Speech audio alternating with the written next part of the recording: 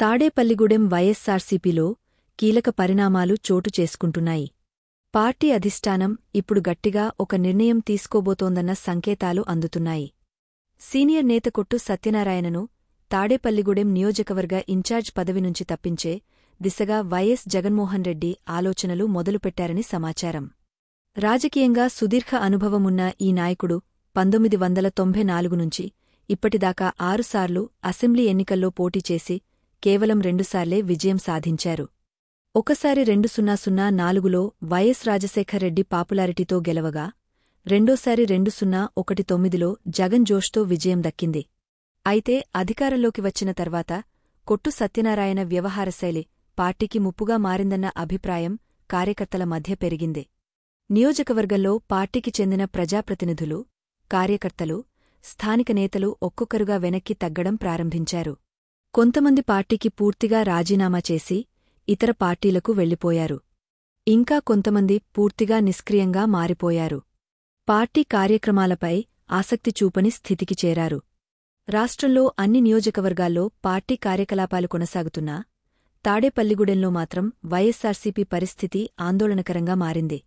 ఇదే విషయాన్ని గమనించిన అధిష్టానం నియోజకవర్గాన్ని పునఃబలోపేతం చేయాలంటే కొత్త నాయకత్వం అవసరమని భావిస్తోంది. గత 2 నెలలుగా పార్టీ తరపున వివిధ కార్యక్రమాలకు పిలుపులు ఇచ్చినా క్యాడర్ స్పందించకపోవడం, పార్టీకి అందించాల్సిన మద్దతు కనిపించకపోవడం పార్టీని తీవ్ర ఆత్మపరిశీలనకు గురిచేసింది. ఇదే సమయంలో కొట్టు సత్యనారాయణ వైఖరి కూడా ప్రశ్నార్థకంగా మారింది.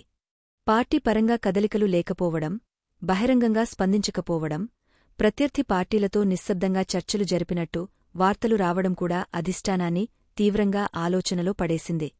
తాజాగా జరిగిన ఎన్నికల్లో వైసీపీ ఎంపీ అభ్యర్థి కంటే ఎమ్మెల్యే అభ్యర్థి అయిన కొట్టు సత్యనారాయణకు మధ్య ఓట్లలో 20,000కు పైగా వ్యత్యాసం కనిపించడంతో తాడేపల్లిగూడెం నియోజకవర్గంలో పార్టీ క్యాడర్ సమర్థ నాయకత్వం లేక అలసిపోయిందన్న అర్థం వస్తోంది.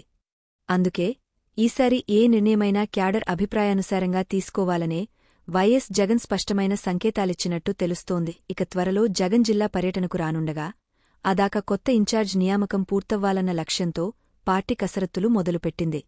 ఇప్పటికే మేధోమథనాలు జరుగుతున్నాయి. నూతనంగా బాధ్యతలు చేపట్టబోయే వ్యక్తి పార్టీ పట్ల నిబద్ధతతో పాటు కార్యకర్తల్లో విశ్వాసం కలిగించేలా ఉండాలని అధిష్టానం భావిస్తోంది.